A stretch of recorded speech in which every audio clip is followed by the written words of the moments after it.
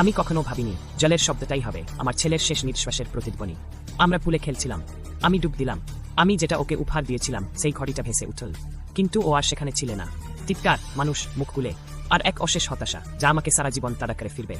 বছর কয়েক পর আমি সেই মানুষটিকে খুঁজে পেলাম, যে আমার সন্তানকে নিয়ে গিয়েছিল। অথবা আমি তাই ভেবেছিলাম।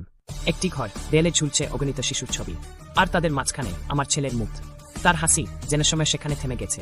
আমার নিঃশ্বাস বন্ধ হয়ে গেল, পৃথিবী যেন থেমে গেল, আমার কারেদ আমাকে অন্ধ করে দিল। আমি তাকে আঘাত করলাম বারবার।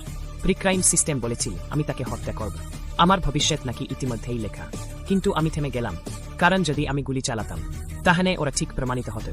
আমি আমার একমাত্র জিনিসটা হারাতে চাইনি, আমার পছন্দের অধিকার।